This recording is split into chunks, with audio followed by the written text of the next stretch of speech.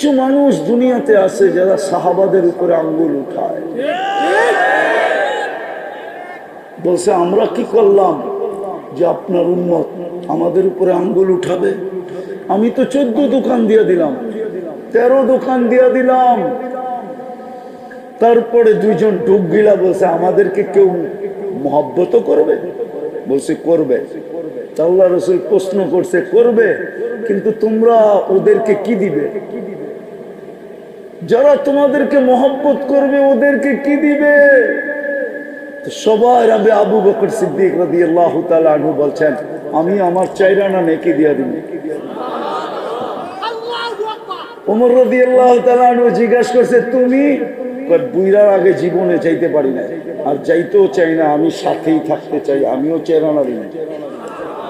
আল্লাহ রসুল বলছে লেখা মুখে বললে হবে না, লিখিত দিতে হবে। তো বলছে আনেন কলম, আগে আনেন কাগজ। তো নিয়ে আসছে, তো লেখা দিছে। ওই সময় জিবরিল আলাইহিস সালাম আসছে। তো বলছে আপনি অবেলা? আল্লাহ কাগজ নিয়ে যাইতে বলছে, আপনাকে সিগনেচার দিতে বলছে। বলছে কেন? কিয়ামতের দিন আপনাদের উম্মতের পক্ষে এটাকে ব্যবহার করবে, কাজে লাগাবে। কাগজ নিয়ে চলে গেছে। একটু পরে আবার আসছে, বলছে কাগজ? বলছে আল্লাহ রেখা দিছে, আল্লাহ সাক্ষী হয়েছে, আমাকেও সিগনেচার করাইছে। 4 আনা শুনবেন? আম্মা জান আর আয়েশা রাদিয়াল্লাহু তাআলা আনহাকে নিয়ে আল্লাহ রাসূল 14 তারিখের রাতে বাহিরে বসে আছেন, পুরো আকাশ তারা আর তারা। আম্মা জান জিজ্ঞাসা করছে ইয়া রাসূলুল্লাহ, আকাশের তারার সমান নেকি কারো হবে? আল্লাহ রসুল বলছে হ্যাঁ হবে একজনের। বলছে সে কে? বলছে উমর। আম্মা জানের হাস্য উজ্জ্বল চেহারাটা মলিন হয়ে গেছে। আল্লাহ রসুল বলতেছে আয়েশা চেহারাটা মলিন হলো কেন? তোমার আব্বার নাম নেই না এই জন্য? আম্মা জান বলতেছে জানেন, আবার খোঁচা দেন কেন? জানেন তো, আবার খোঁচা দিতেছেন কেন? এইবার 4 আনা শুনবেন? আপনাদের বিজ্ঞান বলে আকাশের তারা 850 কোটি মানুষ যদি গুনতে বসে তাইলে 200 কোটি বছর লাগবে।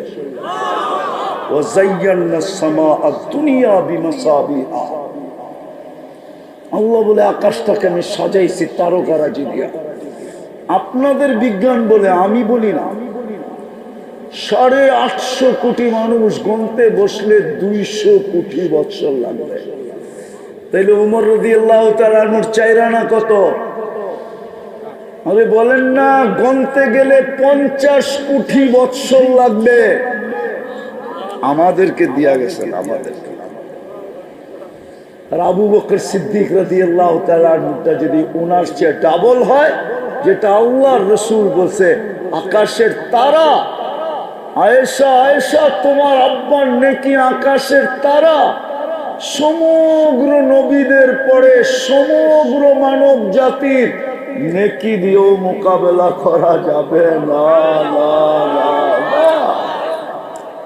ওনারটা যদি ডাবল হয় তাহলে 100 কোটি 150 কোটি বছর লাগবে এই দুইজনের নেকি যেটা আমাদেরকে দেওয়া হয়েছে।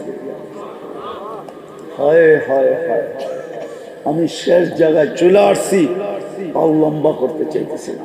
যুবক দামি বানাও, দামি বানাও, নিজেকে কিনবে জান্নাত দিয়া।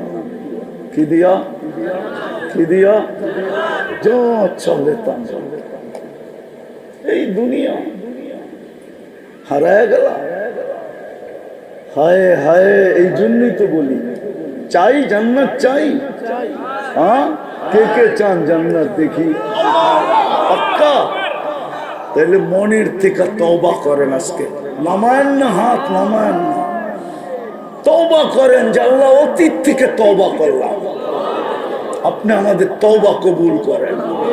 নামাও, নাইলে নাইলে পস্তাইতে হবে। কিসা মনে উঠল, কিসা না সত্য কাহিনী মনে উঠল।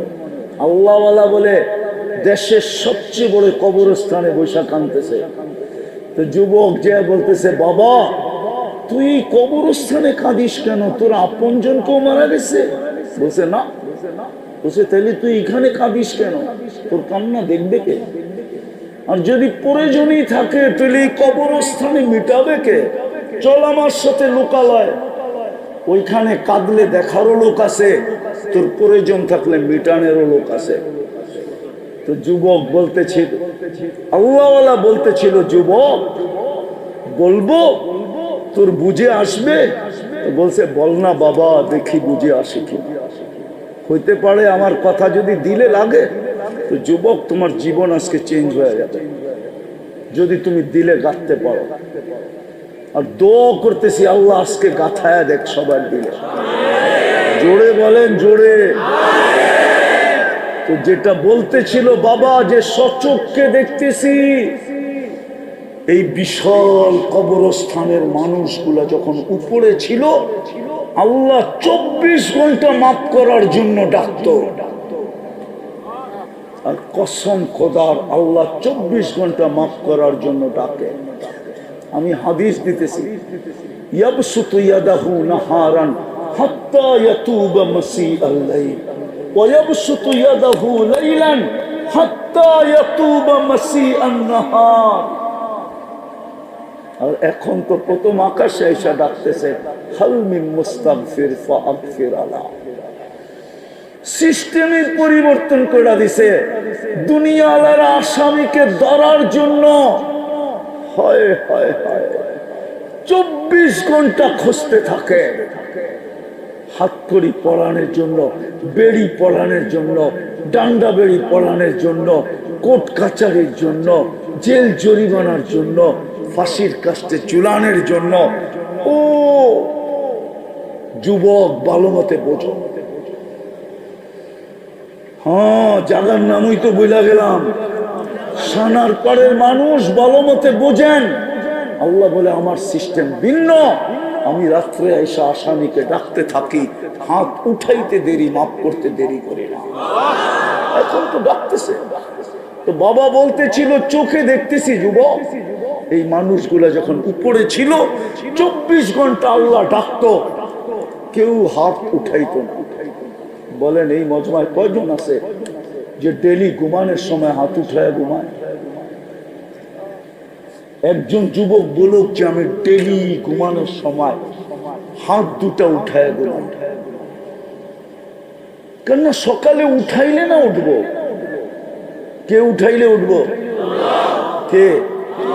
না উঠাইলে তো আর কোনোদিন উঠবো না। একজন যুবক তো নাই। তো বাবা বলতেছিল কেউ হাত উঠায় না। এখন চোখে দেখতেছি যুবক সবাই সারাদিন মাপ চায়, কিন্তু একবারও তাকায়া দেখে না, কোনো দিন তাকায়া দেখবে না। কোরআন বলে কোনো দিন তাকায়া দেখবে না, কোনো দিন তাকায়া দেখবে না। বরং 1000 বৎসর পরে উল্টা রিয়েকশন আসবে, কালুক সাউ ফিহা ওয়ালা তুকাল্লিমুনা। বলার শক্তিটা পর্যন্ত ছিনায় নিয়ে নিবে আর মুখে তালা লাগায় দিবে, তালা। ইয়াউমা নাখতিমু আলা আফওয়াহিহিম। এই জন্য দ্বিতীয় কথা আমার, চলো যুবক চলো, আজকের থেকে অভ্যাস করি। তুমি সারাদিন কি করো এটা আমার বিষয় না, কে কি করে এটা আমার বিষয় না। আমাকে আল্লাহ চৌকিদার বানায় পাঠায় না। কোরআন বলে লাস্তা আলাইহিম বিমুসাইতির। উনাকে যখন দারোগা বানায় পাঠায় না, তো আমাকে কোত্থেকে দারোগা বানায় পাঠাবে? সারাদিন কি করলেন আপনারা এটা আমার বিষয় না। আমার বিষয় হলো ঘুমানোর সময় হাত উঠায় ঘুমাইলেন কিনা, মাপ চায় ঘুমাইলেন কিনা। যে আল্লাহ ঘুমাইতে চললাম, আমি কিন্তু হাত উঠায় ঘুমাইতে চললাম, সকালে উঠাইলে না উঠবো, নাইলে তো চির নিদ্রা হয়ে যাবে। কিয়ামতের সকালে উঠতে হবে। পারবেন ডেলি হাত উঠায় ঘুমাইতে? কে কে অঙ্গীকার করতে পারো